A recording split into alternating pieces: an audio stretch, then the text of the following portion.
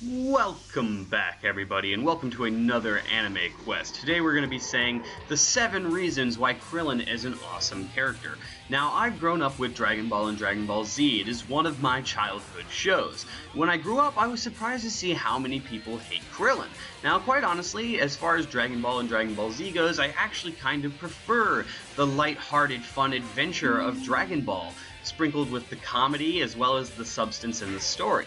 Dragon Ball Z kind of lost a lot of that charm that Dragon Ball had, but it did trade it in for exciting action and amazing set pieces and characters like Vegeta, so I guess I'm okay with it. Villains like Frieza as well.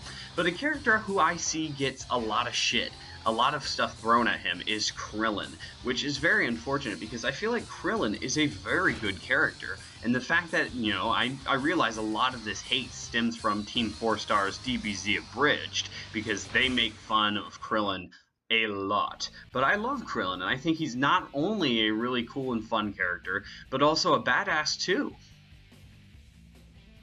He's a character that really came into his own, and honestly he'll never be quite as useless as Yamcha. So here are the top 7 reasons why I think Krillin is an awesome character. Reason number 7, Goku going Super Saiyan. Now yes, it is very true that this is not technically an achievement of Krillin's and is more an achievement of Goku's, but still, you cannot deny the fact that the death of Krillin against Frieza is the #1 contributor to Goku finally going fucking apeshit bananas and turning into a Super Saiyan. The writing is on the wall. If it hadn't been for that, Krillin, Goku's best friend of years, somebody he grew up training with Master Roshi, which is another point that we will get to, Goku would have never become that badass, golden-haired character with all the powers and the Super Kamehamehas who defeated Frieza on planet Namek. And I think that deserves some credit, even though Krillin is the bald one who didn't get to go Super Saiyan and save the day. Reason number 6, his comedic relief. Every show needs a good comedic relief character. A show needs a character that can sometimes give the audience something to laugh at or have fun with. Krillin is that character, for example, in the Dragon Ball Z Dead Zone film, when Gohan peed on Krillin's head as Krillin was fumbling to try and capture/rescue Gohan. He has a lot of moments throughout the series where, he's turned into a joke. And that's not necessarily a bad thing. I believe that gives his character an edge over others in being more memorable. In fact, when you think about it, DBZ Abridged and Team 4 Star kind of took advantage of the fact that he is a funny character by using him as a joke in their product, and it really works. And I think that is another reason why Krillin is in fact an awesome character, because comedy can be awesome as well. Reason number 5, Destructo Disk. Now this reason is a bit lower on the list as well, because honestly the Destructo Disk is just one attack. And he's got other attacks too, like I believe Solar Flare and Kamehameha. But the Destructo Disk is just pure destructive force. He could literally decapitate and slice enemies in half with that. It's even a move that other characters in the later episodes of Dragon Ball Z have taken advantage of and used, like Frieza. Now I don't know if Frieza actually saw Krillin ever used the Destructo Disk. I can't remember, quite honestly. My memory on that is a bit hazy, but it doesn't change the fact that Krillin was doing it before Frieza, and it was just as devastating when he was doing it, cutting the tail off Vegeta and other various things. So the Destructo Disk is a very powerful attack that I believe Krillin is the origin and creator of. And having an attack like that in his arsenal is definitely really fucking awesome. It's funny that a comedic relief character who's short and stubby and bald like Krillin would have such an amazing and powerful attack. And that is my 5th reason. Reason number 4. He is Goku's original rival. Before Pikkon, before Piccolo, before Vegeta, there was Krillin. He was that original badass who showed up on the scene, knowing what he was doing, pushing Goku to become stronger, and creating a challenge for our main hero. Goku has now pretty much ascended to godhood, but Krillin will always be remembered for the one who was there at the beginning, pushing Goku and getting that ball rolling. With his rivalry with Goku, he was able to excel Goku to new heights of strength.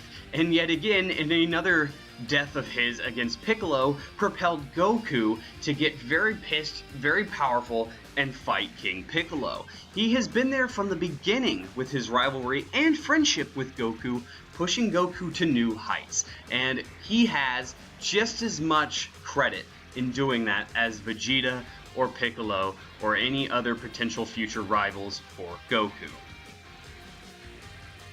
Reason number 3. Relevance in the series today. Now, unlike characters like Yamcha, who've basically been chewed up, spit out, and completely thrown away altogether, Krillin has stuck around. Hell, except for in GT, but hey, Piccolo really wasn't even present in GT either, and we don't really speak of GT. But Krillin has always been there throughout the series with every passing battle. He has been there to fight despite the fact that he's a bit cowardice, despite the fact that he is nowhere near being a Super Saiyan or even the levels of Tien and some of his other peers. Actually, I think he's stronger than Tien, but I know he's not stronger than Piccolo and any Super Saiyan. But still, Krillin's been there and he's been relevant. He was involved with Piccolo during the Buu Saga, trying to train Trunks and Goten to use the fusion technique.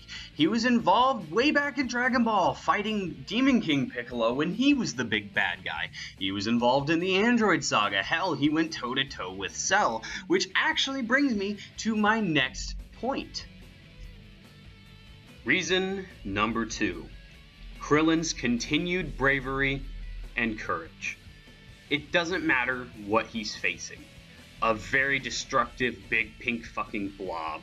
A crazy ass fucking android bug with a fucking needle that could suck you up. Or the fucking Saiyans, these powerful creatures, this race of warriors. Doesn't matter what it was. Doesn't matter if it was Frieza who was fucking stabbing Krillin with fucking horns and shit. And now I believe he's even participating in the tournament saga that's about to take place in Dragon Ball Super. Krillin may be a tad frightened, he may get scared very easily, he may be the comedic relief, but no matter what, he has gone toe-to-toe with some of Dragon Ball Z's most powerful villains. May have gotten his ass whooped, but by fucking God, he tried. He was not going to let them win. You know, it was kind of like Goku. In a lot of ways, he's just as brave as Goku, potentially braver, or at least has more courage because he's able to overcome his fears, while Goku has no fears initially. Which is more impressive is up for you to decide, but still, he has fought against many of DBZ's most powerful foes, and that is truly impressive. When characters like Yamcha, who really have no presence past the Saiyan arc, yeah, you can argue that Yamcha had a presence when he got his ass kicked by the androids. You could argue that Yamcha had his presence during the Frieza saga when he was fighting the Ginyu Force on King Kai's planet. But beyond that, nothing. Literally nothing. Yamcha's more of a bitch than Krillin is. Krillin, being one of the weaker characters of the overall DBZ Z Warriors, really, he never gave up, and I think that's the impressive thing. He always was there to help save the day, to fight, like when he fought Cell on that plane, saving that woman's life. That was one of his big series moments, in my opinion. It shows that it doesn't matter how weak Krillin is, he's going to do his best, and he's going to fight to protect the people of Earth, and that is incredibly commendable. Reason number 1. Or should I say, reason number 18. So you all remember the Android saga when Android 18 legitimately thought Krillin was pretty cool, and somehow that butted into this crazy-ass romance of Android 18 essentially getting turned into a human, and them having a kid together, and them getting married, and them being in a very monogamous relationship. I think this is probably one of the most badass things that Krillin has ever done. He's essentially reformed a character, turned a character that is technically a robot from bad to good, which is hilarious when you think about it. You know, Krillin was cool enough for Android 18 to be like, yeah, you know, I could swing with the Earth crew instead of the alternate future of Trunks's where she decides to basically kill everybody. And that's pretty bad fucking ass, man. When you think about it, you know, it's like, holy shit. Not to mention just the fact that he's kind of the dweeby guy of the Z Warriors, and he was able to land a hottie like Android 18. That is very impressive. What do you guys think of this, by the way? Do you guys think Krillin is an awesome character? Do you think the reasons I've mentioned are valid? Do you think Android 18 is valid as the #1 reason?